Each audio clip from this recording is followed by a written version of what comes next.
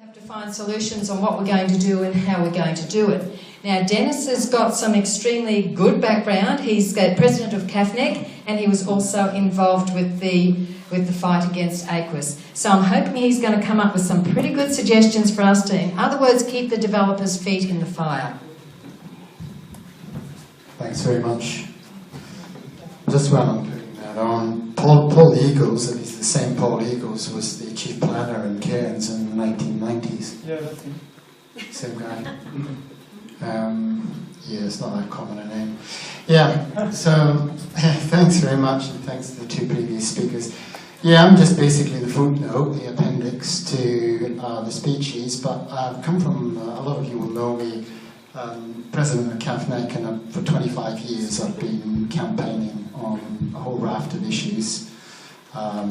Most recently I was the spokesperson for the Aquis Aware Coalition of Concerned Citizens.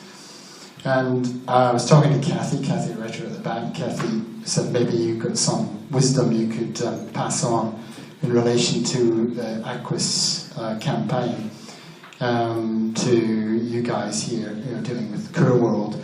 I'll try and be as brief and as practical as possible, and then afterwards you can ask some questions. I thought I was going to have a lecture now, I'd be able to do this, and turn the pages. But, anyway, first of all, a little bit about our group, Aquis Aware. We had about 400 participants, which is a very large number for a community group. And we whittled that down really, these were people who had signed up and who received our mail postings and all the rest of it, and our mail chimps and whatnot. And then we whittled that down to about 10 or 12 people who met regularly and who all had specialist skills in planning and tracking down Tony Fung's illustrious previous history in Hong Kong. That's a good one. In fact, our planning expert sitting there, Mark Buttrose, welcome Mark. And Mark was a fount of wisdom when it came to issues in relation to local planning laws. Tony Fung, like our friend Ken Lee, Hong Kong based, so there was plenty, I don't know if it's the same with Ken Lee, but with Tony there was lots of muck to delve into, find out about what he had been doing in the 1990s and how he wasn't a person who was fit for purpose. We actually did a lot of research, and it was a very interesting sort of, I suppose, statute of limitations. What he had done in 1997, 1998 was not considered important in 2007 and 2008. But it was nonetheless important stuff that we were able to then send to all the requisite authorities around Australia. So one of our members, that was his task, he tracked down Fung's history in Hong Kong and sent the details by letter to the politicians and to the national media. So I would suggest that's also something you guys would want to do with Ken Lee. We had somebody, of course, working on Facebook, somebody on petitions, and we gathered thousands of petition signatures. That person was actually based in Sydney, but she was from Cairns, and she basically did that as part of the group, but in a sense separate from it as well. We had our own website, the Aquis Aware site, media releases and letters to editors, of course. We had two spokespeople, and for that reason was that if one of us was away, then there was somebody else there to pick up the phone. 4 years is a long time. That was the length of the Aquis campaign. For those of you, you blink and it's now gone, but it was actually something that lasted right through until the end of 2016, from about 2012. The range of problems and issues associated with KUR-WORLD are very, very similar to Aquis', albeit that it's on a smaller scale. But in relation to the size of Kuranda, obviously it's all relative. Our population increase in Cairns was going to be about 50,000, and that was going to come over just 5 years. Here, 4,000 relative to the size of the town is obviously a huge increase. Both were allocated coordinated project status, overriding local government planning. Environmental impacts, of course, were key. I'll come to that in a minute when I discuss the EIS. Contravention of the planning scheme, identical again. Why do we bother having planning schemes nowadays? I have to deal with this all the time. And basically overridden at every turn. We used to have some kind of a standard, and now it just doesn't seem to exist anymore. Damage to local business by diversion away from the existing commercial centre. So that was a big issue that people were concerned about, and which happened also in people were saying, well, we're going to drag all the business away from the Cairns CBD, and that's going to go right out to the northern beaches, and of course here people are concerned about that too, going out to Myola. The Hong Kong connection, we've already mentioned. We were very careful not to dwell on the Chinese aspect too much, particularly for fear of being accused of being racist. It was a very delicate matter because a lot of people wanted us to play very much on the Chinese card, and we just had to be very cagey about how we did it in relation to employment matters and the outsourcing of that employment, rather than concentrating on the person being Chinese. But a lot of people in the group, and you have to say, you know, when you listen to the Andrew Bolts and so on, that playing that populist card can have its attractiveness. People do find sometimes that that's a good way to go to win some votes and some interest in the community. But we chose not to go down that path, because we didn't think that that was the correct way to go. Infrastructural pressures on schools, emergency services, roads, water, and through a huge increase in the population size. Very similar again to Aquis down in Cairns and what's happening up here. And can I say, hidden behind it all, and you've already alluded to Cameron, the real reason for these massive development proposals are real estate opportunity. I quite like this quote: over many long years, and this is something that I think many will reference as well. I've learned that developers and vested interests are shameless in asking for something they can't get, because then they think they'll end up at a place closer to what they really want.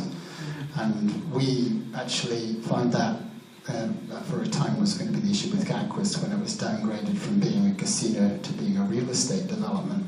It's also happening in Cairns at the moment, for those of you who are following the dredging issue, because of course that was going to be 4 million cubic metres, and now it's back to 1 million.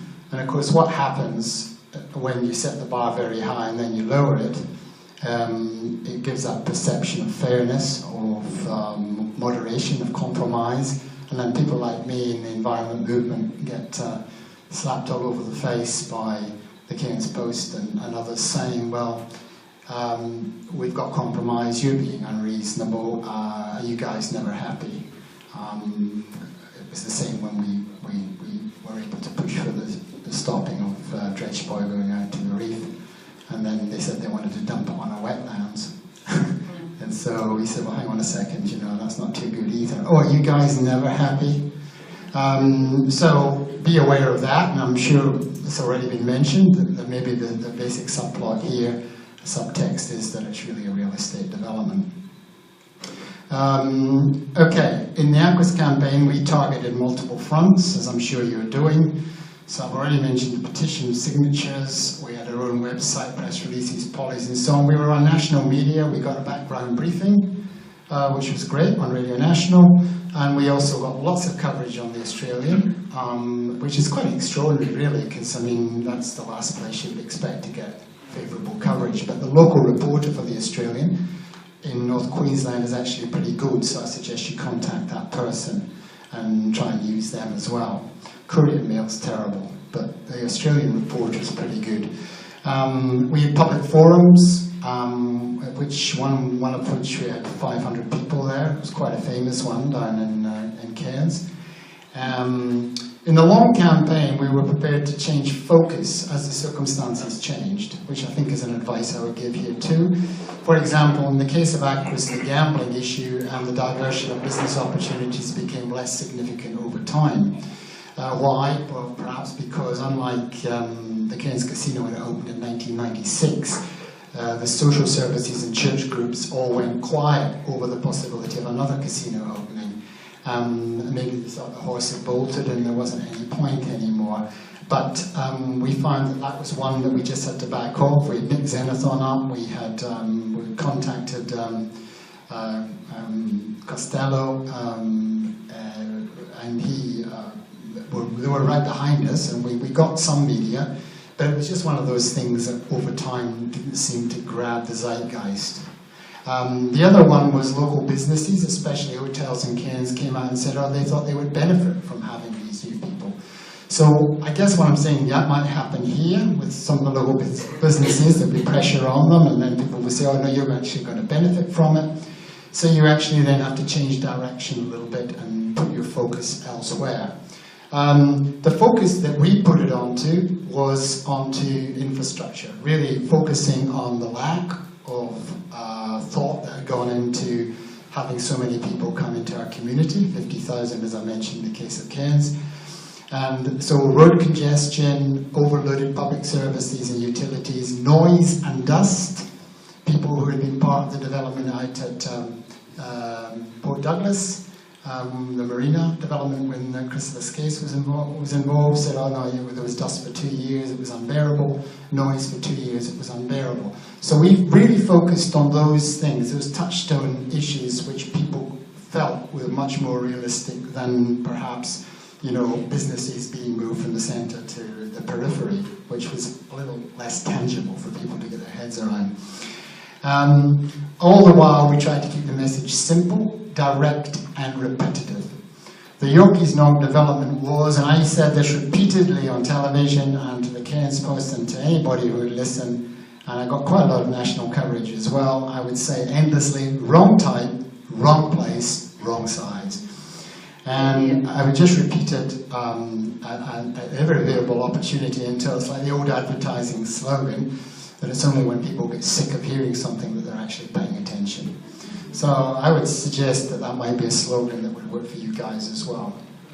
I have to say something about the EIS, because I know a lot of you are hanging your hats on this, and maybe my take on it's not going to be to the liking of everybody here. But I think Cameron sort of alluded to it a little bit in his talk. Unfortunately, a lot of the EIS processes are now corrupted.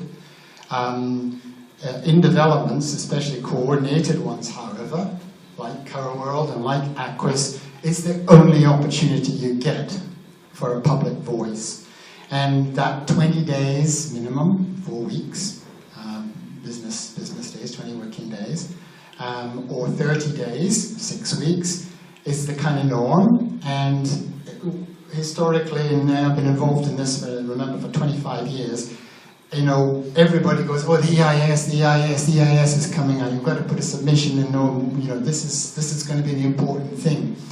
And I'm not saying you shouldn't do it. Of course you should. Everything happens. Everything that you do is useful, and it can delay them because they've got to look at every single one that you do. But I must admit, I'm a little bit cynical now about the success of changing the mindset of people through the EIS process. But sadly, a lot of it now is just a rubber stamp for a predetermined outcome. I mean, you just need to look at the dredging in Cairns at the moment. I just want to use this analogy because you've got a public consultation on that, which ends on the 25th of August of next month. Palaszczuk came up two weeks ago, of course. Pitt had come out a week before that and said we're going to give 120 million for the dredging. Fait accompli. She's up here singing the praises of this project. The EIS still hasn't been concluded. So people then ask the question quite understandably, why are we bothering to submit to the EIS if it's already a predetermined outcome?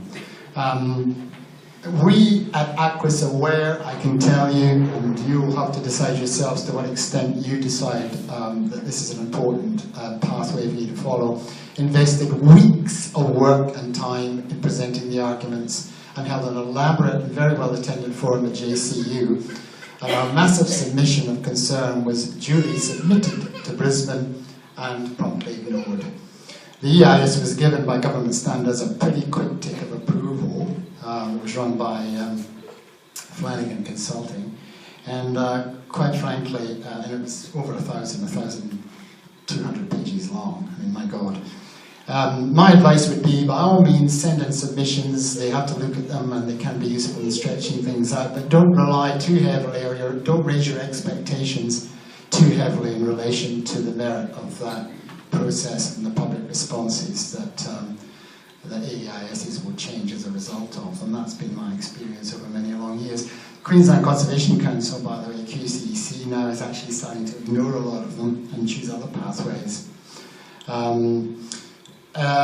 I think the way to win is through niggling, it's through whittling away, it's through approaching by any means and every means possible.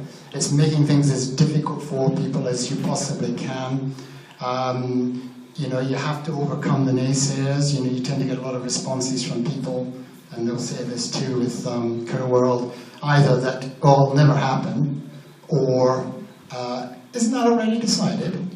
And you know, in a way, it's both of those are a kind of an excuse for inaction, and that I think sometimes is so frustrating for people who are involved in campaigning on an important issue. The Aquis project, as the KUR-WORLD project eventually might, we can't say it, but you can ask me about this afterwards if you like. Certainly in the case of Aquis, could possibly have been doomed by its own internal contradictions anyway.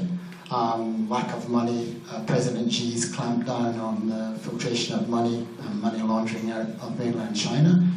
And it may well be that KUR-WORLD dissolves similarly. In campaigning, and I often am asked about this, how do you win a campaign? And here's the answer. In campaigning, we seldom know the full power of community activism in producing final successful outcomes. We never fully know to what extent what we do has brought about the result we desire, because sometimes things happen for reasons that are totally extraneous to the campaign that you've run. But you have to believe that everything you do is contributing to that successful result. And you have to claim the credit for it. I've claimed the credit for the buyback of East Trinity. I'll claim the credit for them stopping sand dumping on Esplanade. I'll claim the credit for stopping the airport expansion on the way out to the airport. And yes, we play a small part in claiming the credit for those things, but who knows really what happens behind the scenes. But you keep pressing on, pressing on. We need our victories, however small and however gained.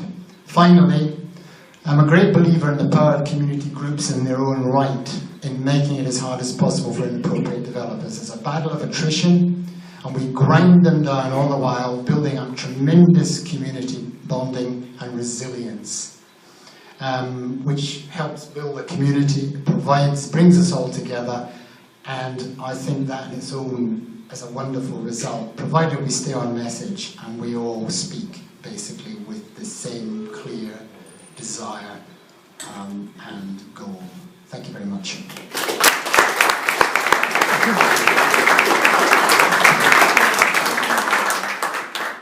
Now I'm going to call for questions from the floor if anybody wants to ask any questions. Where's the evening's moving on us.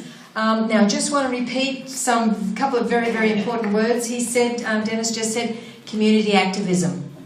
Folks, this is the only way we're going to continue on this. Believe me, KUR-WORLD's going to learn that us mob do not go away. We do not give up easily, and it is on. There is no doubt about it. So folks, again, I repeat, community activism. We need all your support. We need your funding. We need you to turn up and help us at events. Whether or not it is putting out flyers, whether or not it's distributing emails, it might be letters to the editor. It doesn't matter what it is. Everybody, please, in some little way, if everybody here tonight donates some bit of time to this effort and to this community activism, we will succeed, folks. Don't kid yourself. We've done it before and we will do it again. So please, community activism, give us all the help you can get. Donations are more than welcome. There's lots of costs that most of us just bear out of our private pockets. So we need your help, and we need it now, and we need it hard and long in this big fight that's ahead of us. So any questions from the floor? Denis, let me ask a two-part question. how was Aquis proposing to handle sewage, particularly as there are sea levels rising, sea levels, and presumably had to pump and now had a large number of people, and that then says, and what's the proposal with KUR-WORLD with the impact of 4,000 people on the sewage system, all of that kind of it, and the infrastructure, and who pays for that? Is it the ratepayers, for instance, because it's then required because you've got the development? Yeah. It was my understanding they were going to increase the size of the waste facility, but what wasn't clear was who was going to pay for it. That just wasn't there. I think we've seen something like that is not proven, but we suspect with the roadworks on Myola Road, we all wonder who, again, that was public cost, possibly private benefit. And I think there's also some questions being asked about the increase in water supply storage for this region. The people at KUR-WORLD, Stand up, copies from the horse's mouth. So everyone can hear. Yeah, the fella at KUR-WORLD made out that they were going to pelletise the human poo and ship it out. And we said, well, Daryl King knew straight away what he was talking about. He said, well, I'll let you stand up and say what you said to the fellow. Yeah. Oh, three. You didn't start with BS. Yeah, he knew in the eyes. So we had a little tete-a-tete out in front of Foodworks, and I just quite honestly asked him, because he knew who I was, he knew I was with the group, and I said, 3 infrastructures, power, water and sewage, what are you going to do about it? And he started pulling out maps. I said, okay, where's the overlay of your contour lines? And where's the overlay of where you're putting your sewer farm? Because it's supposed to be treated on site. And then the wastewater was going to be put on the golf course. I said, in 5 years' time, when your pumps break down, you're on the wrong side of the mountain, mate. I said, you're on the wrong side of the little hill. Have a look at the contour lines. You're downhill from the peak of the hill. Your pumps aren't going to pump the water over the hill. Where's it going to go? It's going to go into that stream that's on the back side of your treatment plant. He goes, oh no, we're going to dry it and pelletise it and we'll cart it out in trucks. I said, before you can do that, you've got to clean all the heavy metals, the cadmium, the zinc, the whatever, the mercury out of the human waste, which we all accumulate over a natural period, before you're allowed to carry that, because that's dangerous contraband, it's dangerous materials. And he just looked at me and said, well, the technology is available in the world at the moment, just not in Australia. That was his answer. There was no mention about maybe the increase in the sewage works has been a later thing, but that was one of the early things. They were going to pelletise the waste from the slurry from the sewage works. But the water was going to be put onto the golf course. And if you happen to have a look at the golf course, have a look at the contour lines compared with on the golf course. They all point down to the creek. So any runoff when you get the heavy, when you get your 10 inches monsoonal rain, all that residual stuff that they've pumped onto the golf course is going to flush straight down into your water supply, because your pumping station is downstream from where those creeks come in. So, yeah, they got no answer. Power. They've got the Camarunga feeder and the Mariba feeder. Neither of them, and none of the authorities are going to increase the structure unless the local people pay for it. Neither of them can handle that size increase in the power. Neither of them. Even if you put them both together, they can't do it. And the water supply, where are you going to get your water from? Oh, we've got big storage tanks and we're going to collect them from off the roofs and they're going to purify it and then put them in the storage tanks. I said, we haven't had a monsoon for 5 years. Where's your water coming from? Out of the Barron River. It's already low. You're going to stop the flow of the Barron River if you pump that much water out of it. Oh, we've got some aquifers. I said, you're going to take it out of the aquifers, are you? And I said, what about all the other people that are entitled to the aquifers? You're going to rob them with your 8 boards that you're already down. Oh, we haven't done that. The EIS will come out in August. The EIS got to, and that's what his final word was. Got to wait for the EIS because we haven't made plans yet. I think you've always got to wonder about the EIS, irrespective of the credibility of the people writing it. If you're paid to deliver an answer and write the results around it, I'm sorry, you're a paid entity. Catherine, you had something you wanted to add, please. Yeah, thanks, Cheryl. I guess I wanted to introduce myself. I'm one of the members of the Community Reference Group. Now, KUR-WORLD through the EIS process have been required by the state to have a community reference group. So they asked 4 members of the community, and I handed out some extra reading to you as you came in the door today. So 4 of us have got our names on that. What we're doing is going to the consultants' meetings as part of the process, as representatives of our community. So we're trying to take the community issues to the consultants, ask them questions and get answers so that we can spread them around the community. We're trying to get a bit more information, which some of that has gone into that paper that I handed out today. I'm one of the members, I'm Catherine Edwards, I live in Myola. I've been here for 40 years. I'm downstream of the dam and we're on creek water, we don't have town water. All that golf course stuff, all that sediment will be in our water supply. There's 20 of us, 20 houses downstream. That will eventually go into the Barron River, to the Kuranda town water, and down to Cairns. So that's a really big issue, the water supply.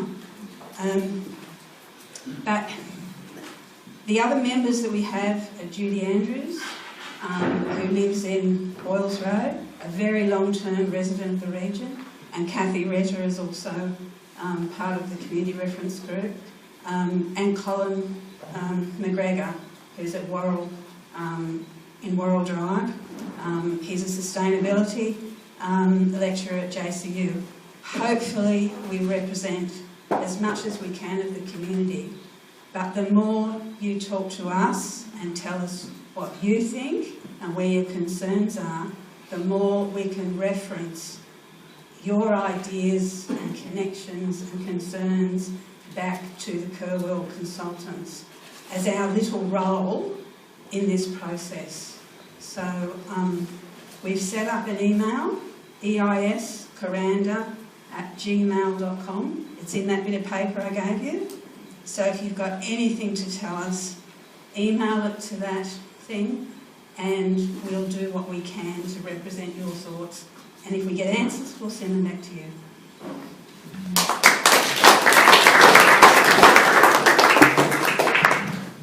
I'm just wondering, to what extent can we alert the Palachuk government about alert, or to what extent can alert the government to the impact of KUR-WORLD, potential impact?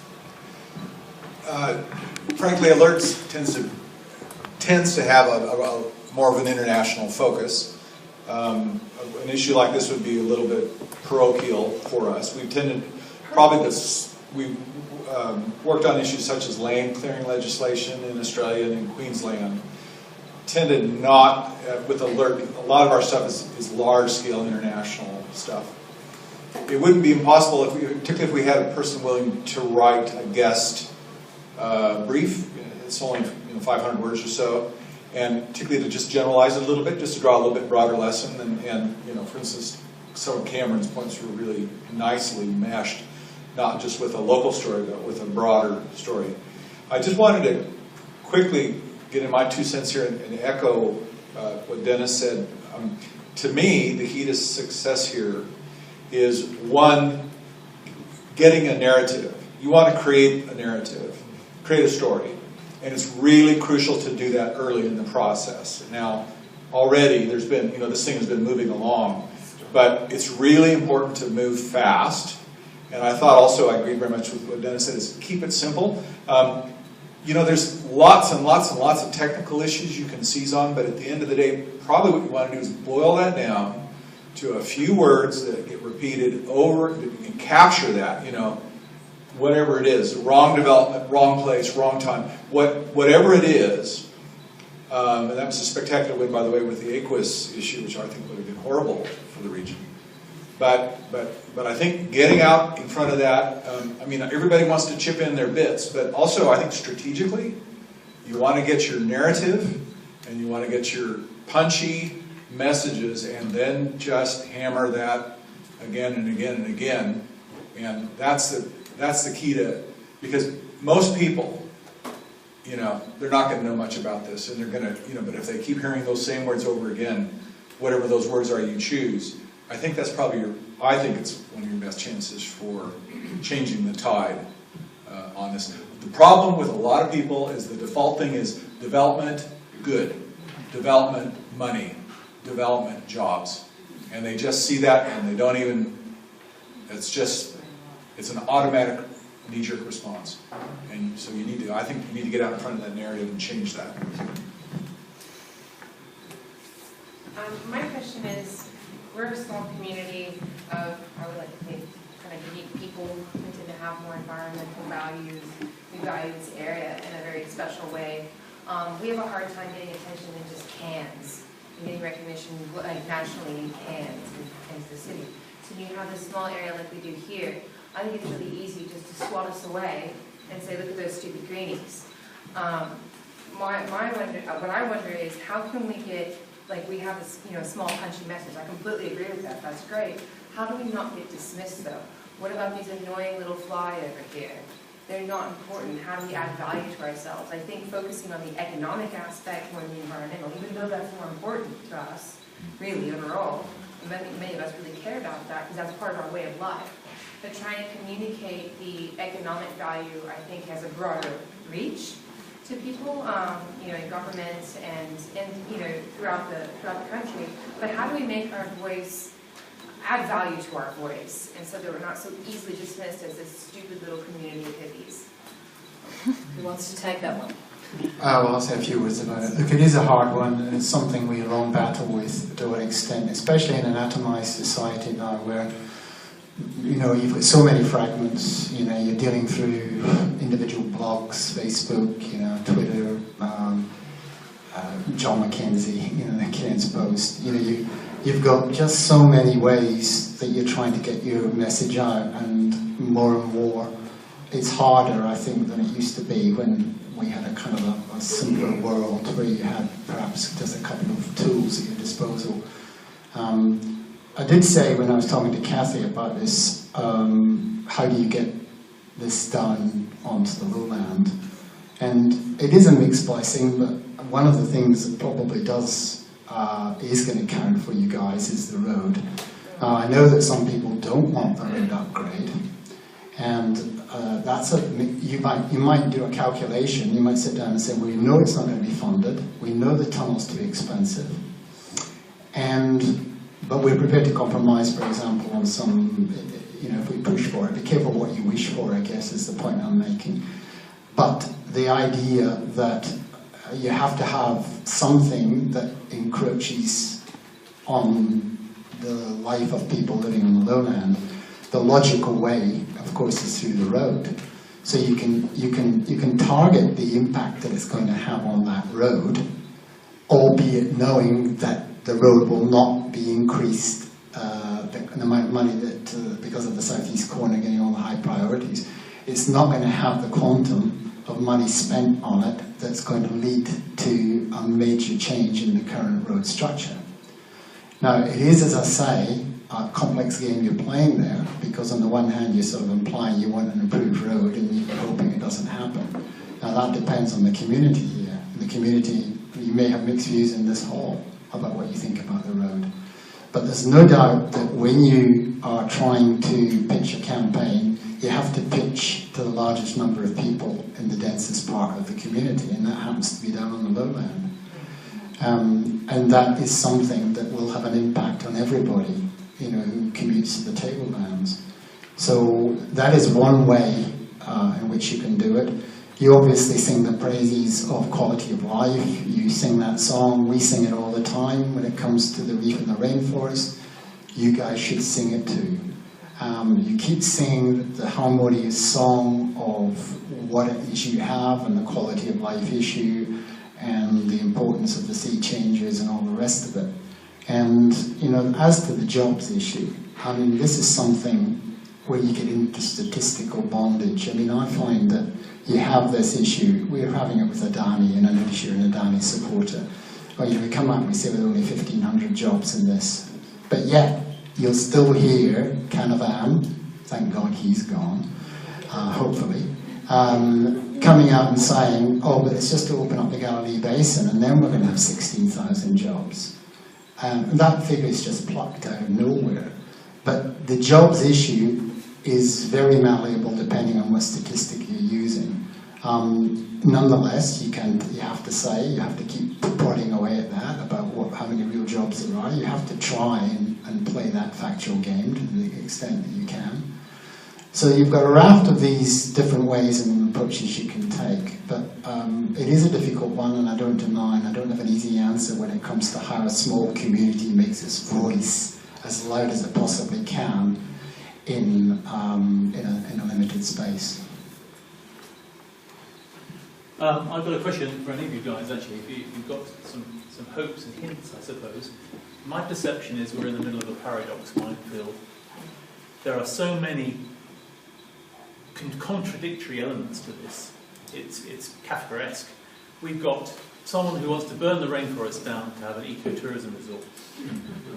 If we do too much tree hugging, the Mariba Council will label us all as greenies and put us into the too hard hippie basket. We've got a repetition of stick a large amount of population in this area. Oh, but therefore we need to upgrade the Range Road. The last time anyone looked, that was going to cost 10% of the Queensland road budget. So we know that's not going to happen. So do we play the paradox and say, congratulations, we're looking forward to an investment of 10% of the Queensland road budget in a single rainforest road to make a resort happen?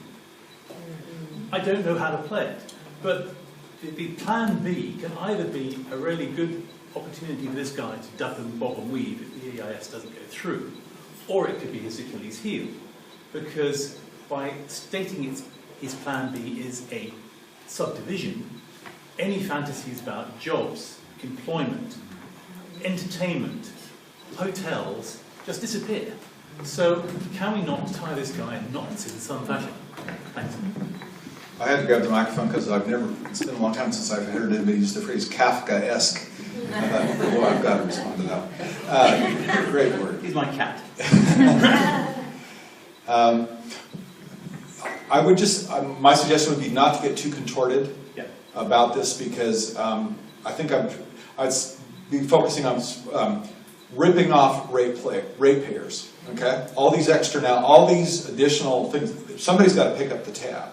So ripping off ratepayers, ravaging the rainforest. I mean, get the alliteration going and just keep it simple. It doesn't. I think that the nuances of these arguments, perhaps they'll play out in the EIAs, but in the public domain, and it is going to be in the population centers. It's focusing on this dark cloud on the horizon and getting these words going and this imagery going. You want to control the image. And we could have another discussion another time about the China issue, the China card, because it's something that we've dealt in quite a lot and we can't avoid. But it is interesting, I'm not going to get into it now, except to say that I've written a fair bit on it, but China as an investor does operate in a different culture, and there are different issues around the scales and the regulation and the mode of operation, which makes it, from an international perspective, a particularly powerful, and I would argue in some cases dangerous proponent. And there are specific reasons why that actually is, but it is one has to play that one really, really carefully. But bottom line is, I wouldn't try to make it too complicated. I would decide on the message and I'd start getting those punchlines and get them out there sooner the better. Could I make a technical comment from some stuff that some of us have been involved in research, which has affected all of us in the past, and that's with the last Range Road proposal. When we were talking about the Myola village, you might remember we went through that 10 years ago now, and you might be aware that there was a 3-year study done on the Range Road upgrade, not just the logistics of the engineering, but the effects and so on, and Bill and some of his team and my wife and a number of others were involved in that study. And it was very much that Myola couldn't go ahead without the Range Road upgrade, but conversely the other way around, which seems analogous to now. And of course some of it's logistics, you're just getting people to the airports, and what happens if a tree goes across the road and you've got 1,200 people waiting to go on flights out. But one of the things that, and the price of that, the argument then was about whether we went through Coppola or we used a tunnel, and there were arguments about a number of those, but one of the things that came out of all of that was just the total cost was so great that it was unfeasible. We're talking about $1.5 billion at one stage. And it just suggests to me that, getting back to your economic arguments about who picks that up and what's driving it, and whether or not this is feasible in some ways with the current logistics of the range and the stability of the range.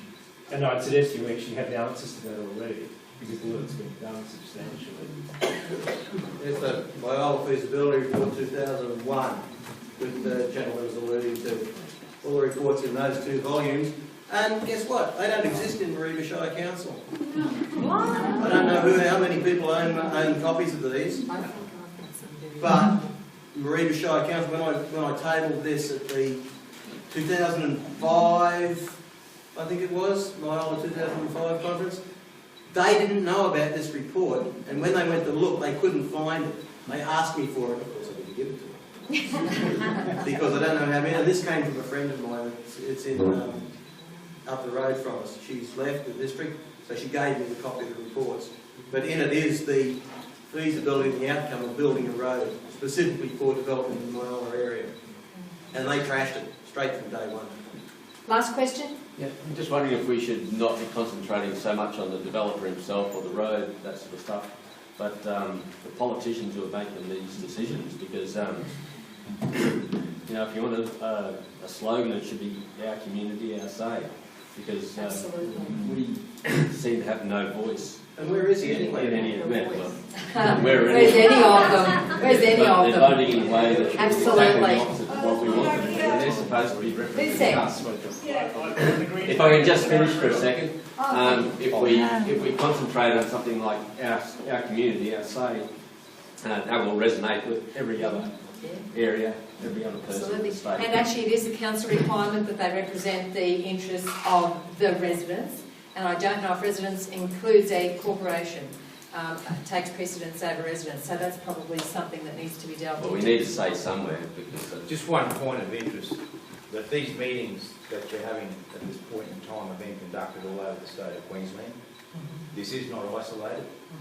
So there are some very, very intelligent and well orchestrated groups across the state that have a lot of experience with this type of thing. My suggestion would be to get into touch with some of those groups, you know, like in particular the CSG and the amount of fighting that's been going on down there at the farm.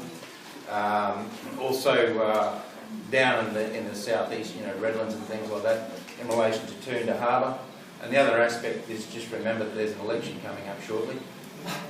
So the beast you fight today may be a different beast you fight next year. Yeah, absolutely. Thank you. Okay, folks, we're going to do our raffles now. Now, what we're going to do, we've got 3